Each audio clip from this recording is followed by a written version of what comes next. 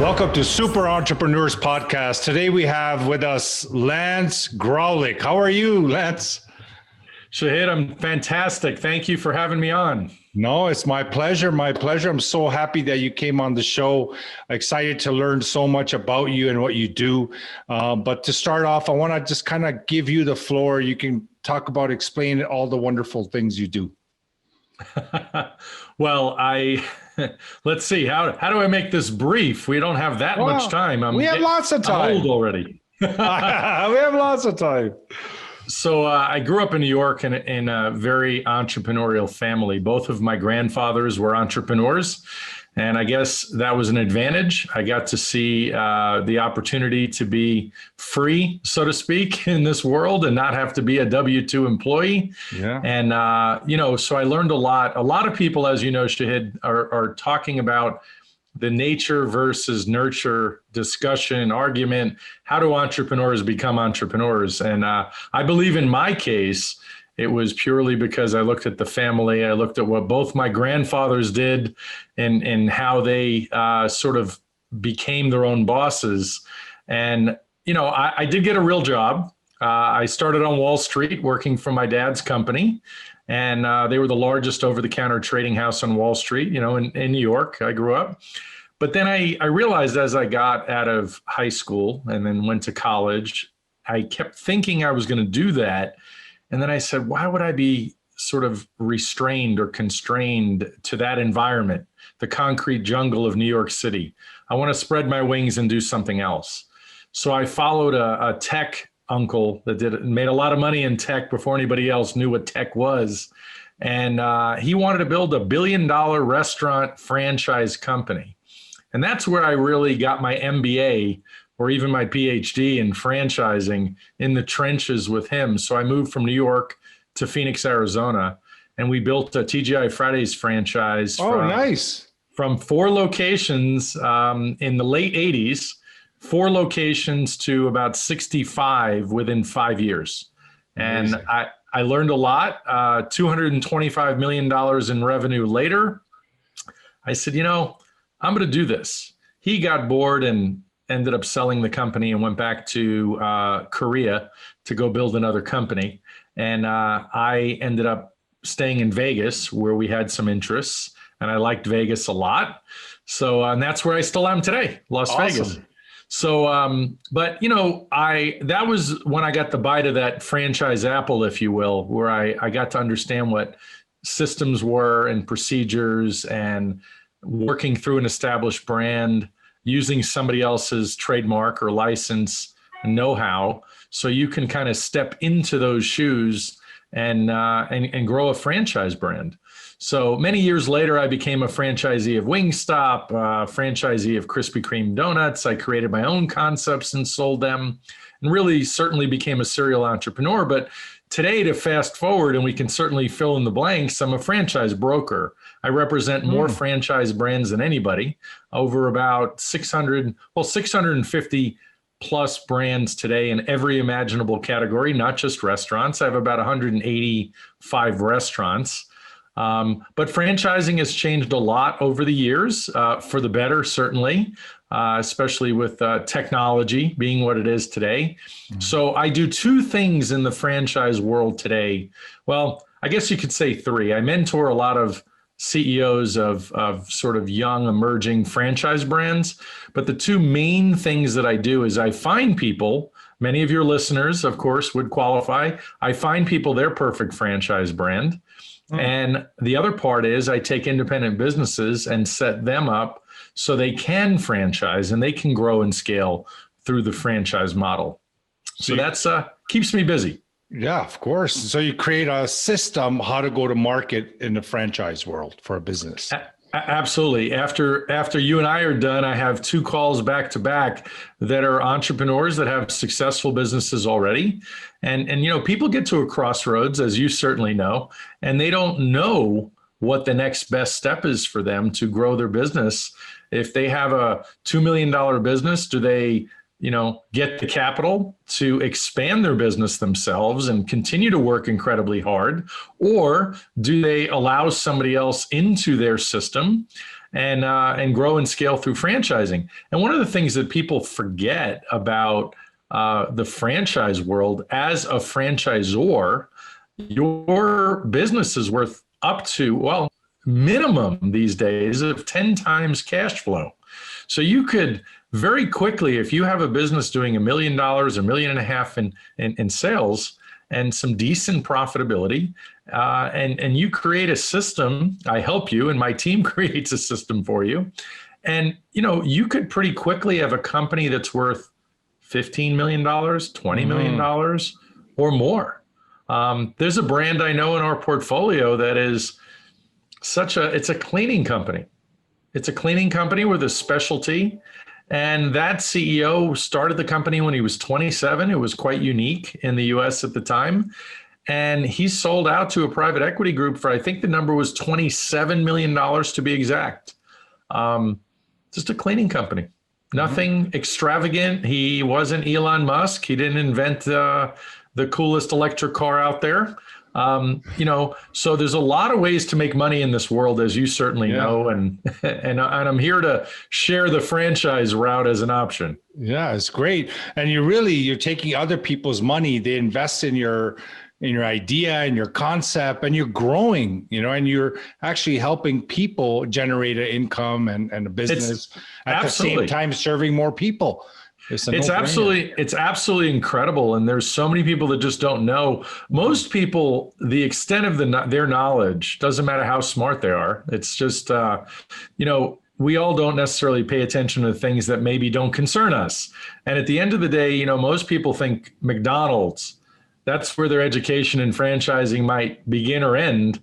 And at the end of the day, it's a great franchise. In the old days, you did have to be a millionaire to own a franchise.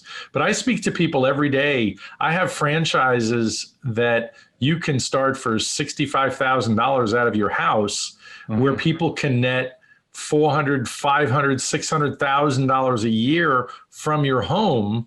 And in fact, that franchise I'm thinking of right now, someone sold that franchise on a $65,000 investment for $1.5 million.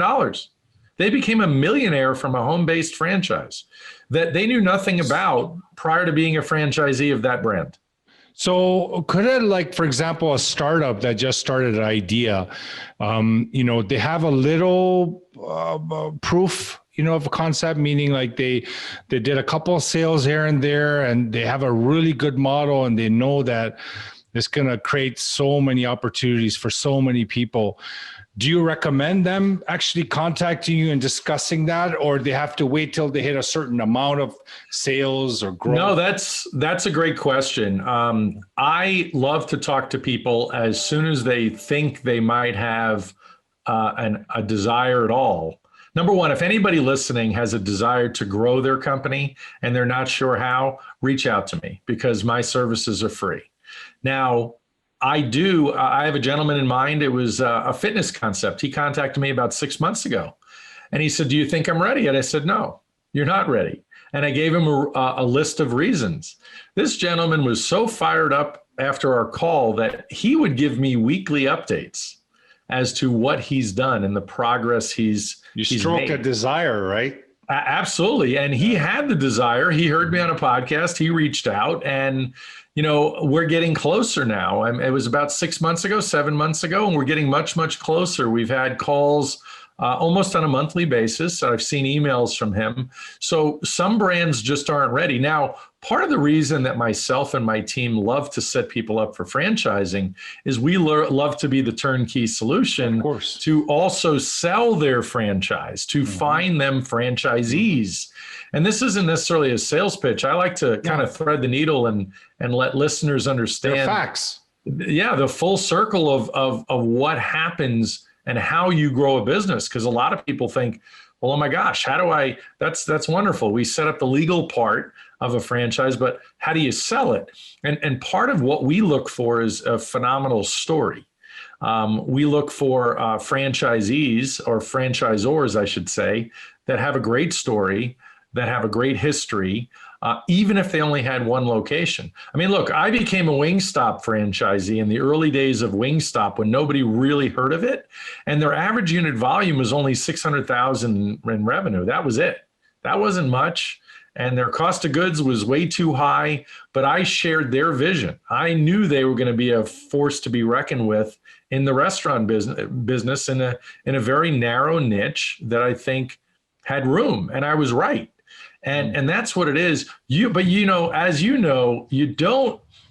Everybody out there, if somebody has a specific desire, like Mark Zuckerberg did to create Facebook, if you have a desire to create a concept, or go for it if you do. There are plenty of resources. Find the resources for you to help you with it. If you don't have a desire to create a specific brand that's burning inside you that you feel needs to happen, like Elon Musk did with Tesla, then a franchise could be the perfect thing for you. And even if the franchise route isn't the best scenario for you for the next 30 years of your life, maybe it's good for 10 years, boy, it'll give you the confidence and the know-how so then you can be inspired to do your own thing. We're actually, launching a startup, so we should talk after we're done this call. Happy to. Don't want to talk like live, but definitely. We don't want to give away your secrets. Yeah. But it's pretty incredible. So yeah, we'll talk about it. Definitely. So back to TGIF. TGIF, the name always fascinated me. It makes you feel happy, right? It makes you feel excited. It makes you feel like, yeah, let's go drinking, kind of thing, right? So, every day is Friday when you go there. Yeah, you feel good, right? Who came up with that name? Well, Alan Stillman is the gentleman. He was a very famous entrepreneur in New York. Alan Stillman created the TGI Fridays brand. I think it was 1965. The year before I was born is when that brand was created. Wow. And he wanted a fun environment. And it was an incredible company culture. But, that is a classic example, in my opinion, of a brand that had incredible leadership for the longest time.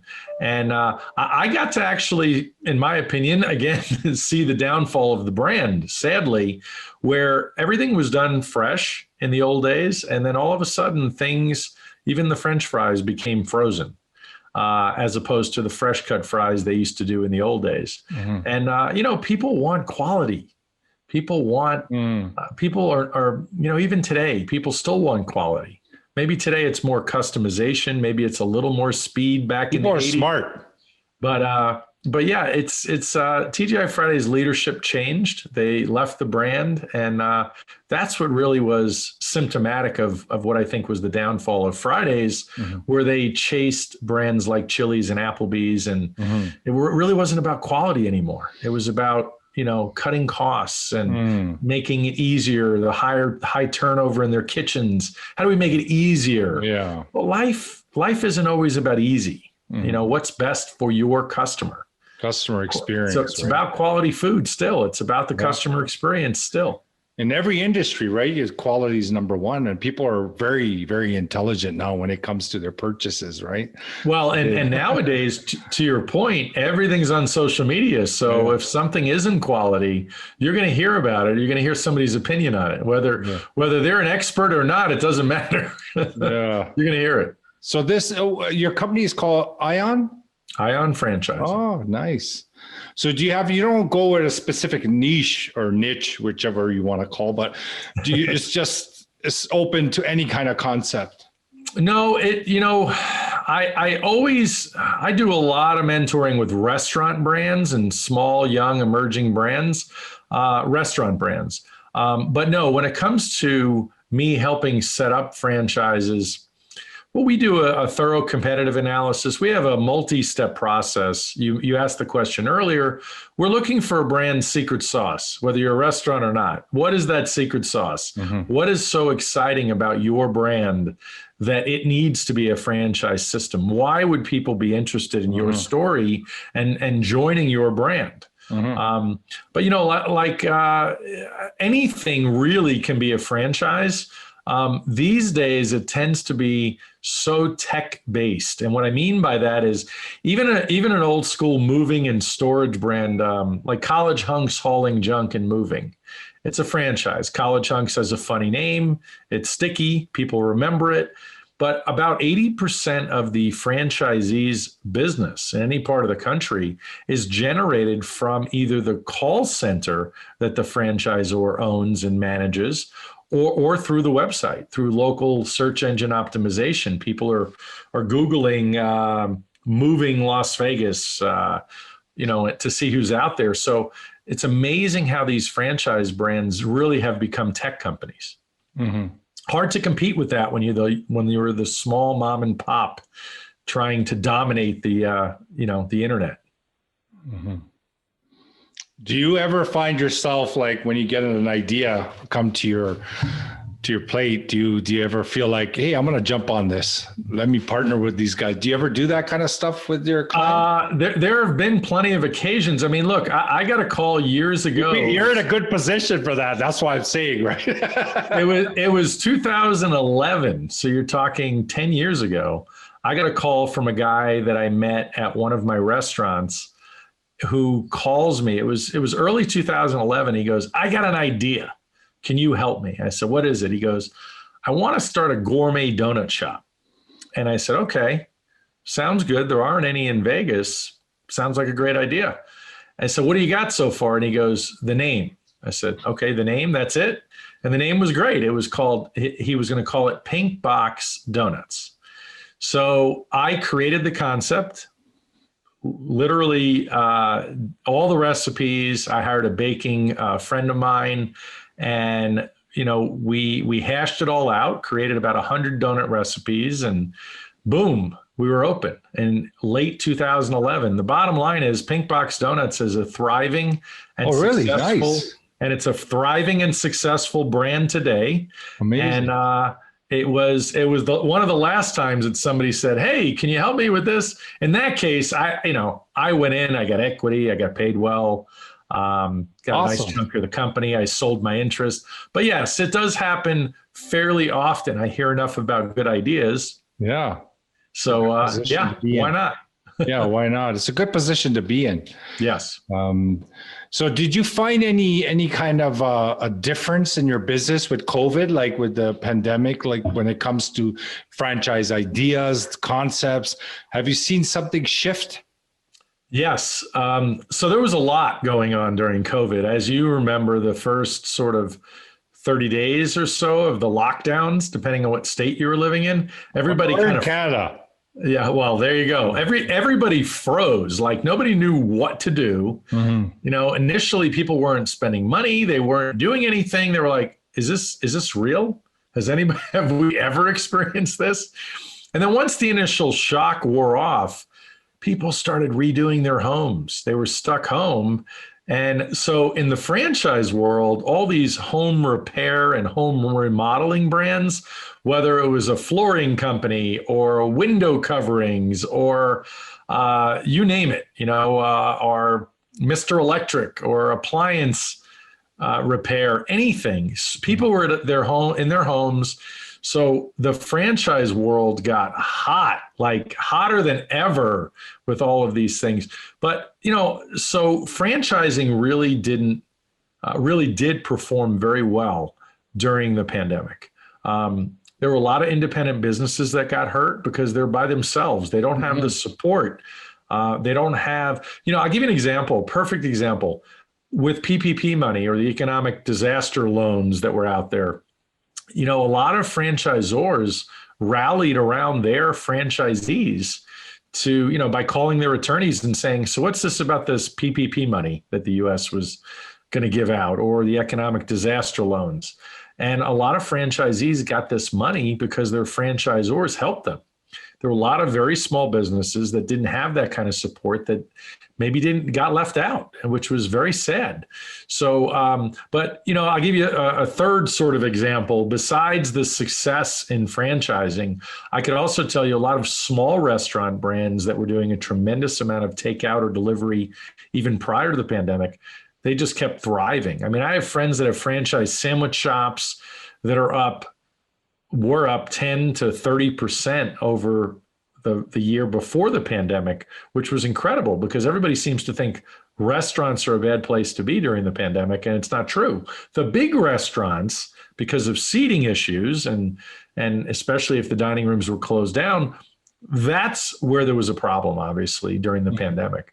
But I'll tell you, the other thing that was incredible during the pandemic is getting to see the adaptation, or the pivot, if you will. I hate to use that word. It seems so overused, but the pivot that brands did. I have a brand, M3 Linked is what it's called, and it's a great, tremendous business development networking brand that was just face to face.